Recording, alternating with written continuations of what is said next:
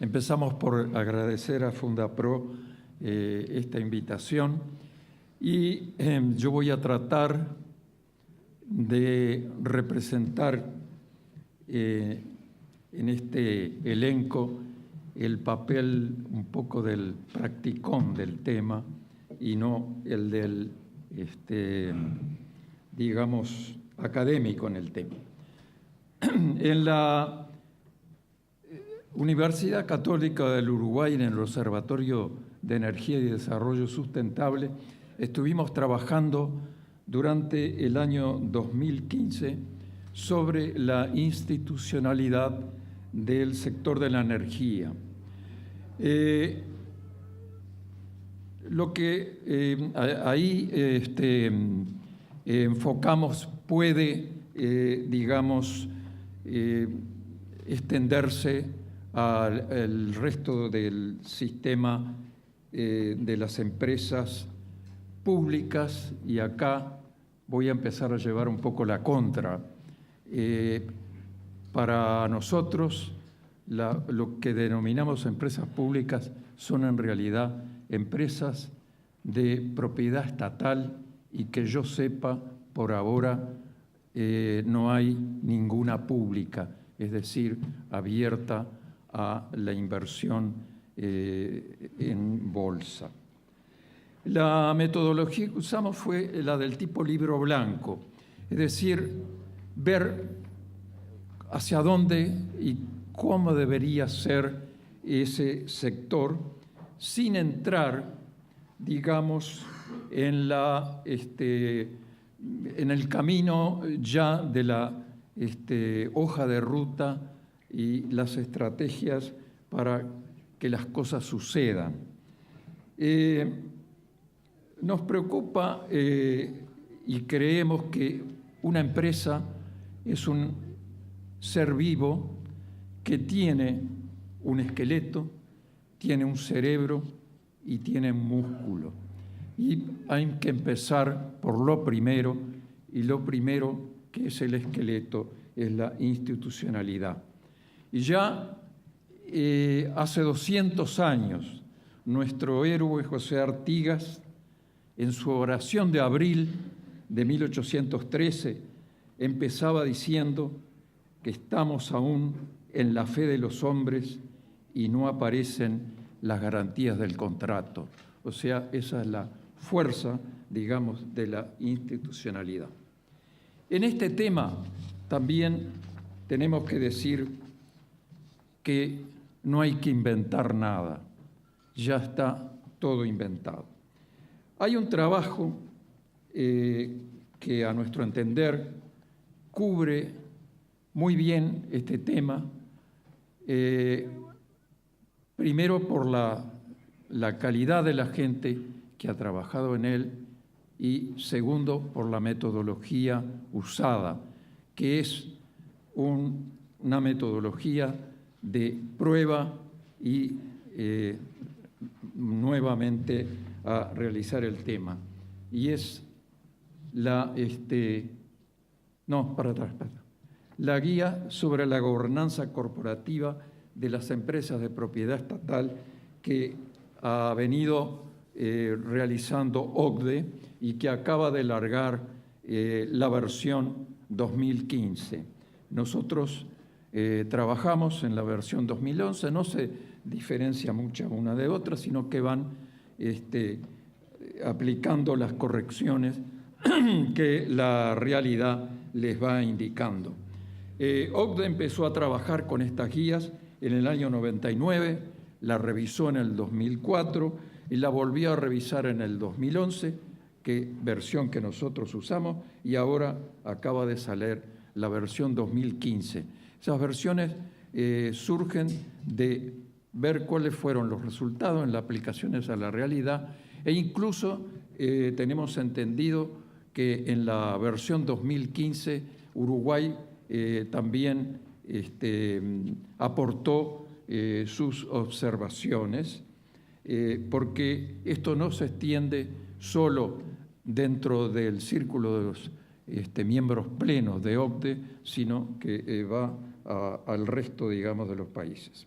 El Banco Mundial también sobre esta misma metodología ha estado trabajando, y en el área latinoamericano, CAF ha llevado adelante una labor muy importante. El título que nos han puesto en el grupo nuestro dice Administraciones o Empresas Públicas. Yo empezaría por decir que fueron en su origen, ya no lo son más.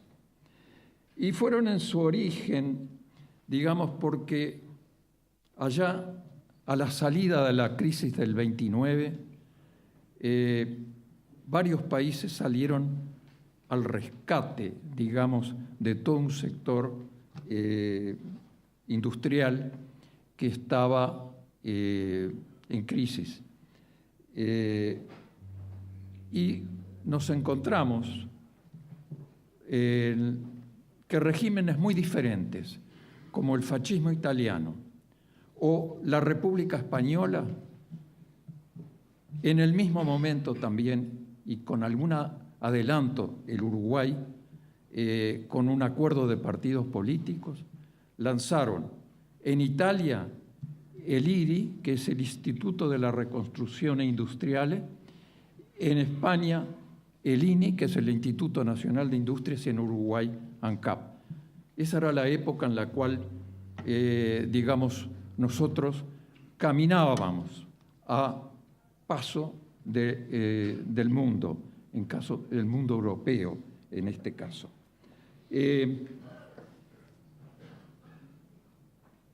Administraciones o empresas públicas. Conviene ver un poquito la naturaleza de cada una de ellas. Y ahí nos encontramos con carreteras, como el caso de la energía eléctrica, como el caso de las comunicaciones, y bienes, como el caso de ANCAP. En este tema y en el desarrollo siguiente de mi exposición, yo me voy a guiar por dos cosas. Por un lado, la guía de Pareto, o sea, la del 80-20, la del criterio ABC, y por otro lado, la ley del gato pardo, es decir, ni mucho y al mismo tiempo, ni un poquito para que no pase nada, y mucho y al mismo tiempo para que también se bloquee.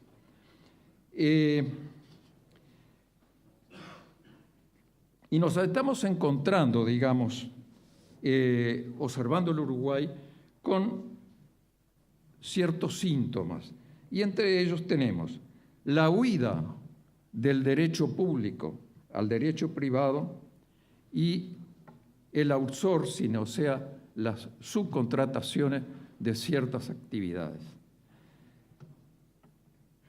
Esto, en mi opinión, no está hecho con un fin espurio. Está hecho porque es absolutamente imposible que con el derecho público uruguayo, el derecho administrativo uruguayo, puedan gestionarse con eficiencia y eficacia las empresas públicas. Eso es una realidad. El mundo empresario está caminando, estatal o privado, está caminando desde hace muchos años por otros carriles. La ciencia administrativa salió de las escuelas de derecho y entró en las escuelas empresariales, y eso pasa en el mundo sajón, eso pasa en el mundo europeo, y eso pasa acá en el mundo uruguayo. La calidad y el desarrollo de las escuelas empresariales en todas nuestras universidades ha caminado muchísimo desde los años 20, cuando empezamos con UTE, o desde los años 30, cuando empezamos con ANCAP, por nombrar dos de las empresas.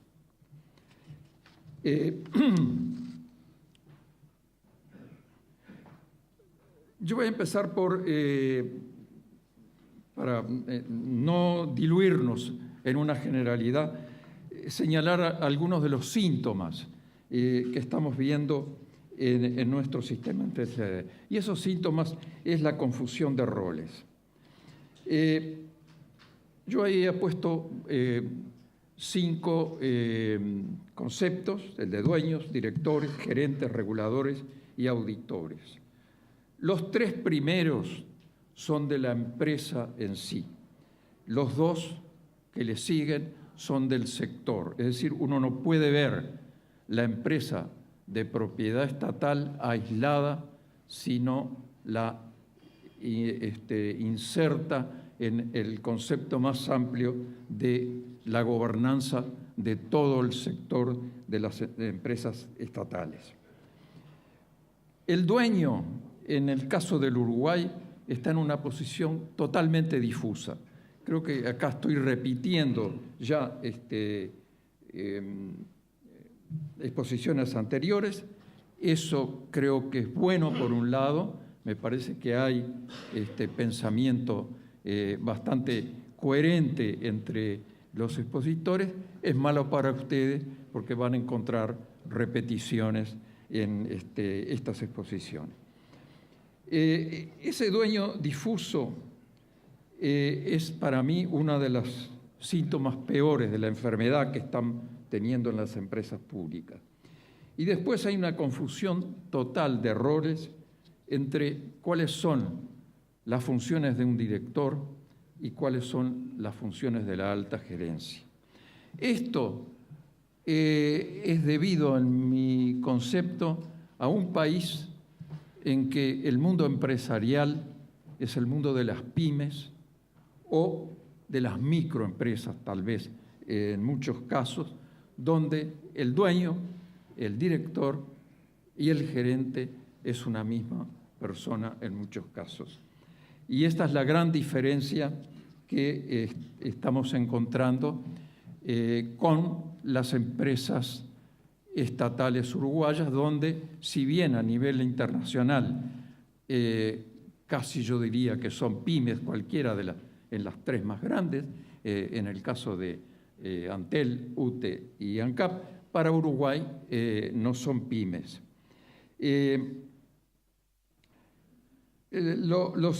Ustedes ven, no es una falta que de los propios directores, por ejemplo, ir a gerenciar en las empresas, sino que nosotros, los uruguayos de a pie, le estamos pidiendo a esos directores funciones gerenciales que no son sus funciones. Los reguladores, que es importante en el sector, para nosotros, digamos que esos reguladores están, hablando pronto y mal, ninguneados en el Uruguay. El regulador no es independiente del Poder Ejecutivo, el regulador no está empoderado, digamos, no tiene poder y, en consecuencia, no está cumpliendo su función. Y otra disfunción importante que veo son el caso de los auditores.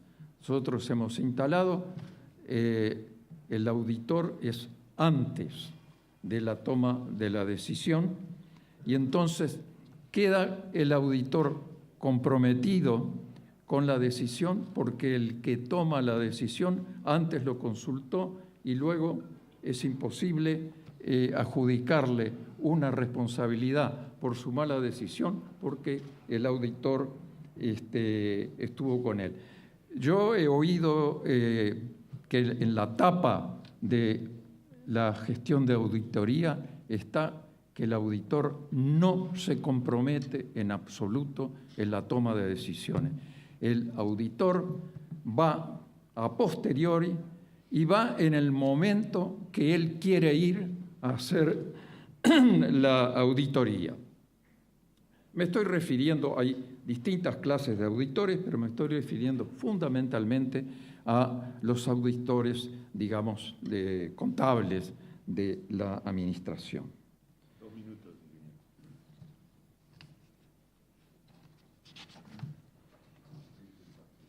El que sigue.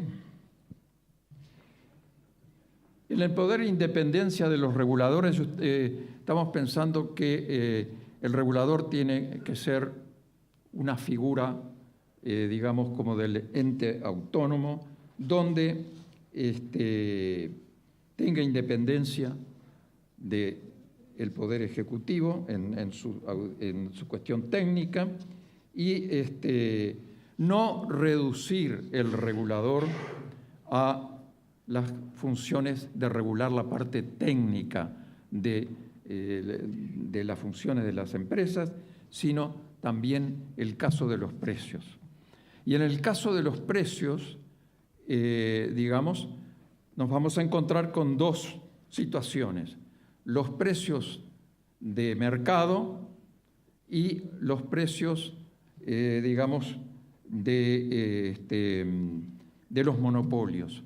También está resuelto, y también está resuelto en la región, que en el caso de los monopolios se puede testear el precio y regular el precio no por decretos del Poder Ejecutivo, sino a través de los órganos reguladores contra la paridad de importación. Y cuando me refiero a la paridad de importación, es la paridad de importación bien calculada, es decir, el costo y flete, los costos de internación y los costos de, por ejemplo, en el caso de que haya almacenaje y entrega, como es el caso de del monopolio de la refinación de ANCAP, una almacenaje y entrega calculado en una empresa simulada de alta eficacia y de alta eficiencia. Entonces, sí, por ejemplo, el organismo no puede competir con eso en forma explícita. Puede haber un suplemento establecido por el poder regulador, de manera que quede explícito cuál es el subsidio por sustituir la importación por una alternativa de, digamos, refinación interna, refiriéndome al caso de ANCAP, que creo que es el único que está con este tipo de monopolio, de manera de fijarle además al administrador que vaya ajustando costos hasta ir reduciendo en lo posible eso. No son equivalentes, no es lo mismo tener una refinación en el lugar a hacer la importación, pero se puede comparar de esa manera. Y finalmente, creo que es importante tener... Me voy a otra disfunción que se está... se pueda ver, y es lo que llamamos el problema de agencia. El problema de agencia viene de la teoría de la agencia de Jensen y Hecklin, donde en el contrato que hace el dueño con los directores que le van a administrar en el lugar, por una mala supervisión del dueño sobre los directores, el director puede hacerse su propia agenda del negocio e ir desviando, digamos, los objetivos principales de la administración, haciendo su agenda, que la puede hacer y yo creo que la mayoría de la gente es buena, no la hace por mala digamos, disposición, sino porque él piensa que esa es la mejor actuación. El poder e independencia de los reguladores, el holding de las empresas de propiedad estatal. Creo que es una figura que tenemos que rápidamente institucionalizar. Es decir, no creo que la única cosa común que pueda tener todo un nivel de empresa es su característica económica, su característica financiera. Es decir, hay un grupo de especialistas en ese tema que son los que tienen que formar ese holding.